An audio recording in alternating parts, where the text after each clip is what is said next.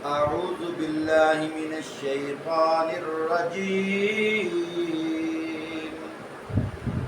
بسم الله الرحمن الرحيم. وننزل من القرآن ما هو شفاء ورحمة للمؤمنين ولا يزيد الظالمين إلا خسارا.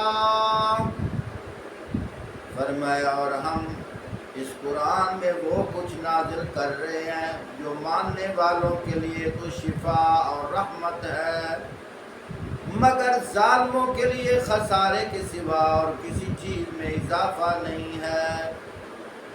وَإِذَا أَنْعَمْنَا عَلَى الْإِنسَانِ أَعْرَضَ وَنَأَىٰ بِجَانِبِهِ وَإِذَا مَسَّهُ الشَّرُّ كَانَ يَئُوسًا. اور انسان کا حال یہ ہے کہ جب ہم اس کو نعمت عطا کرتے ہیں وہ اعراض کرنے لگ جاتا ہے اور پیٹھ موڑ لیتا ہے. جب ذرہ مصیبت سے دوچار ہوتا ہے تو مایوس ہونے لگتا ہے. قُلْ كُلٌّ يَعْمَلُ عَلَىٰ شَاكِلَتِهِ فَرَبُّكُمْ أَعْلَمُ بِمَنْ هُوَ أَهْدَىٰ سَبِيلًا. اے نبی صلی اللہ علیہ وسلم ان لوگوں سے کہہ دو کہ ہر ایک اپنے طریقے پر عمل کر رہا ہے، اب یہ تمہارا رب ہی بہتر جانتا ہے کہ سیدھے راستے پر کون ہے. محترم سامعین، سورت بنی اسرائیل 15واں پارہ آیت نمبر 82. میں نے یہاں سے قرآن پاک کی تلاوت کی ہے تو اللہ پاک یہاں کیا فرما رہے ہیں؟ فرمایا یہ جو قرآن مجید ہے ایمان والوں کے لیے شفا اور رحمت ہے. حکم بھی یہی ہے. ہمارے ایمان کی کمزوری ہے کہ ہم سر کو درد ہو، پاؤں کو درد ہو، پیٹ میں درد ہو، فوراً ہم پیسہ اٹھاتے ہیں ڈاکٹر کی طرف بھاگتے ہیں. ہمارا یقین بنا ہوا ہے کہ ٹیکہ لگے گا، دوائی کھائیں گے، آرام آ جائے گا. حالانکہ آپ صلی اللہ علیہ وآلہ وسلم سمیت تمام انبیاء علیہ السلام اس یقین کے لیے آئے تھے، اس محنت کے لیے آئے تھے کہ لوگوں کے دلوں میں یقین بنایا جائے کہ جو کچھ کائنات کے اندر ہوتا ہے ایک اللہ کے حکم سے ہوتا ہے. پانی جو ہے پیاس بجھانے میں اللہ کے حکم کا محتاج ہے. اگر آگ کا کام ہوتا جلا دینا پھر حضرت ابراہیم علیہ السلام کیوں بچ گئے تھے؟ اگر چھری کا کام ہے کاٹ دینا پھر حضرت اسماعیل علیہ السلام کیوں بچ گئے تھے؟ اگر دریا کا کام ہے ڈبو دینا پھر حضرت موسیٰ علیہ السلام کیوں بچ گئے تھے؟ خود اندازہ لگاؤ. اللہ پاک یہی تو انبیاء کو بھیج کر دنیا جہاں میں یقین بنایا ہے، محنت کرائی ہے کہ اللہ کے حکم سے ہوتا ہے، مخلوق سے نہیں ہوتا. بس یہ محنت کرنی چاہیے، یہ یقین ہونا چاہیے. اکثر ایسے ہیں وہ جی ایسا ماں رکھی ہوئی ہے، دودھ بچینے ہیں، موتیاں لگی ہوئی ہیں. یعنی بھینس پہ یقین ہے، اللہ کے خزانوں پہ یقین نہیں. وہ جی ساری تنخواہ لگی ہوئی، مہینے بعد ایسا گزارا کر دیں گے.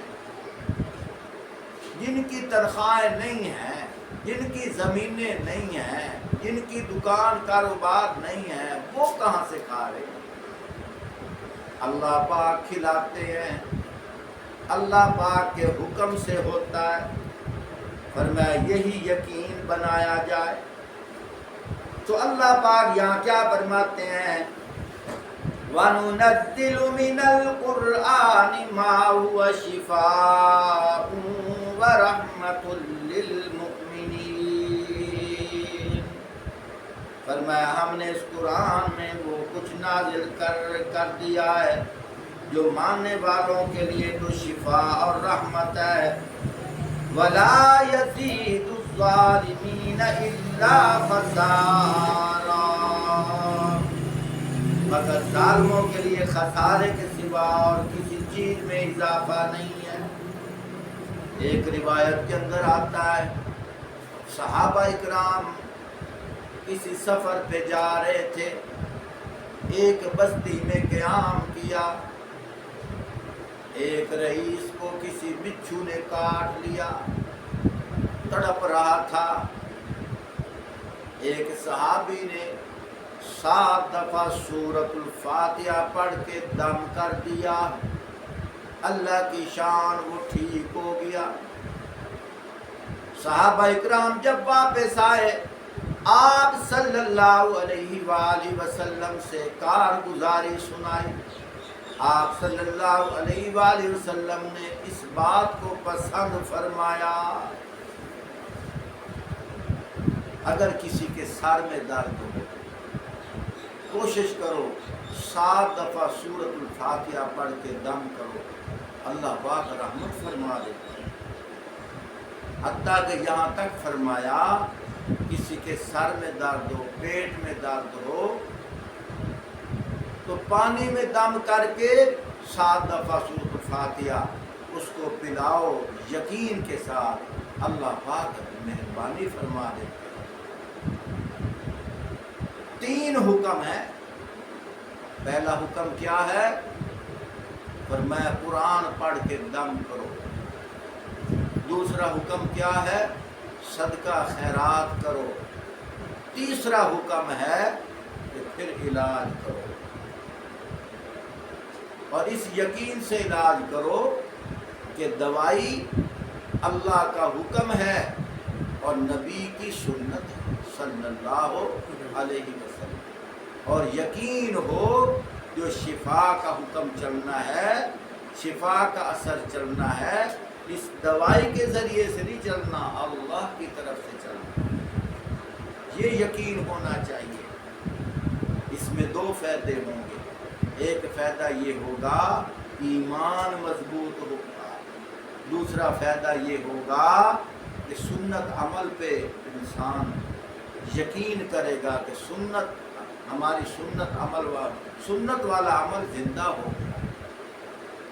کم و بیش حضرت خالد بن ولید رضی اللہ عنہ، جن کو سیف اللہ کا لقب ملا، اللہ کی تلوار، کم و بیش 360 نشان لگے ہوئے تھے تلواروں کے، نیزوں کے، لیکن 4 پائی پہ پڑے ہیں، رو رہے ہیں۔ کسی نے کہا شاید آپ زخموں کی وجہ سے تڑپ رہے ہو، موت کے ڈر سے رو رہے ہو۔ فرمایا نہیں، میں تو اس لیے رو رہا ہوں کہ میں چاہتا ہوں مجھے میدان میں جنگ کرتے ہوئے میں شہید ہو جاؤں، لیکن میرے جسم پہ اتنے نشانات ہیں، مجھے وہاں جنگ میں شہادت نصیب نہیں ہوئی، میری موت، میری روح 4 پائی پہ نکل گئی۔ اللہ کرے تمہارا اور ہمارا یہ یقین بن جائے۔ وآخر دعوانا الحمدللہ۔